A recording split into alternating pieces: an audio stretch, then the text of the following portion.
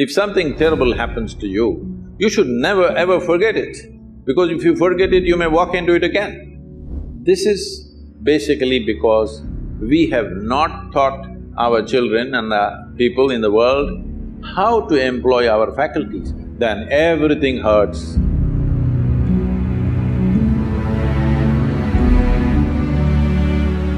My next question to you, Sadhguru, is when something bad happens to somebody and we know that it's always on their conscience, they're thinking about it a lot of times, but eventually there comes a point where they are ready to let it go. They don't want to let the past go because they feel guilty of letting it go. So why does that happen, and how do we let go of that guilt? Like, even if we take, for instance, sexual abuse, if a girl is sexually abused and eventually if she reaches a point where she is ready to overcome it, but she feels guilty to let it go because it has troubled her for a very, very long time, and not just her, the ones around her as well. So is it right to let it go at that point, or how does one deal with a situation like this? See, I think this struggle is coming from a misunderstanding that something either unpleasant or terrible that one may encounter in one's life, it can just happen to anybody in so many different ways. If it happens, people think they must forget it. No, you should never forget it.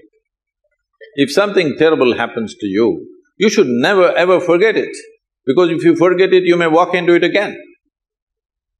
But we must know the distinction between what is memory and what is living.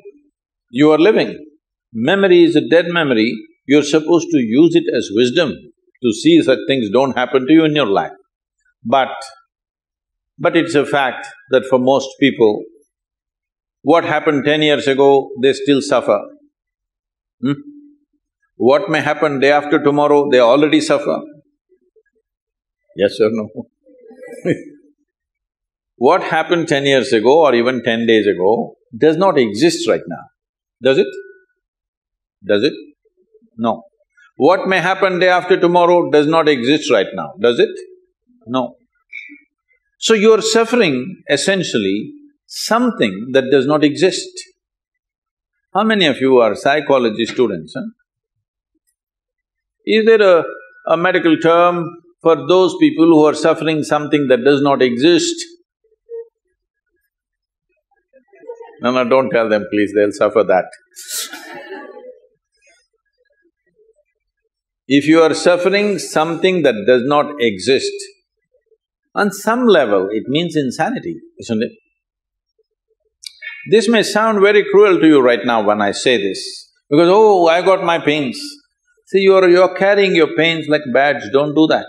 When something bad happens to us, when something hurts us, we can either become wise or wounded. This is a choice we have. Either we can become wise with it or we can become wounded with it. As we already went through this, life is just a certain amount of time. It's ticking away.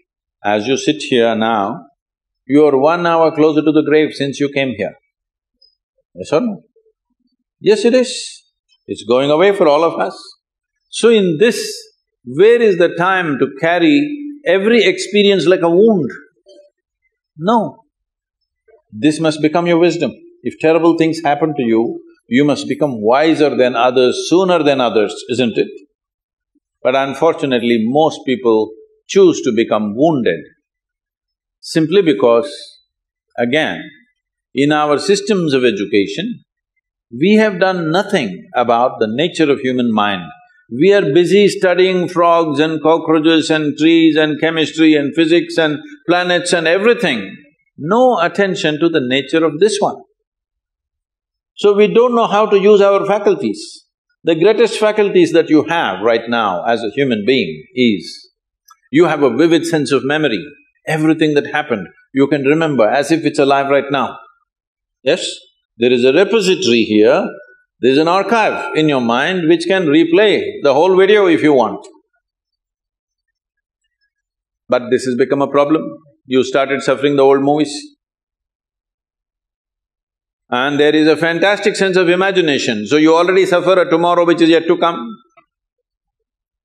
This is basically because we have not taught our children and the people in the world how to employ our faculties, how to use our memory, how to use our imagination, how to experience life right now, how to sharpen the experience now. Your whole life is happening between these three dimensions: memory, present experience and imagination. This is your life, isn't it? These are three dimensions. We call them trikala, three dimensions of time. All your experience of life is happening here. But if you lose distinction between what is past, what is present, what is future, then everything hurts. For not everybody terrible things have happened. Unfortunately, for a few people they have happened. But the rest of the people are simply suffering something, isn't it? Because it's fashionable to suffer. People think if they're suffering, they are very intellectual, they're very profound. No, it's just stupid because you're suffering something that doesn't exist. You're not suffering what's happening right now. You're suffering what happened yesterday and you're suffering something that may happen tomorrow already. So this madness has been encouraged simply because we never train people how to use their faculties. Do you agree with me that this human machine that you carry and I carry, this is the most sophisticated machine on the planet? Hello? Have you read the user's manual? User's manual, have you read? No. When are you going to read it? On the last day? If you get a phone, if you buy a phone, should you read the user's manual in the first 3 days or after 3 years when you're discarding the phone? Earliest, isn't it?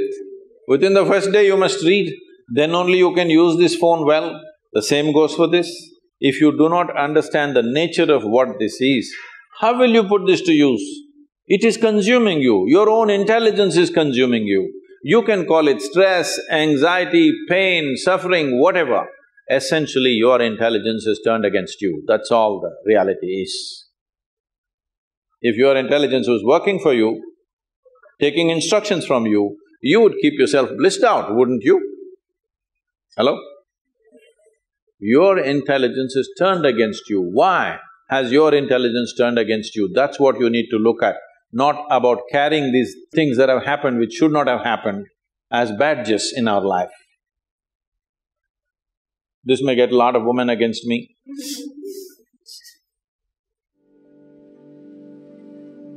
If I was against you, I wouldn't be here. Yes?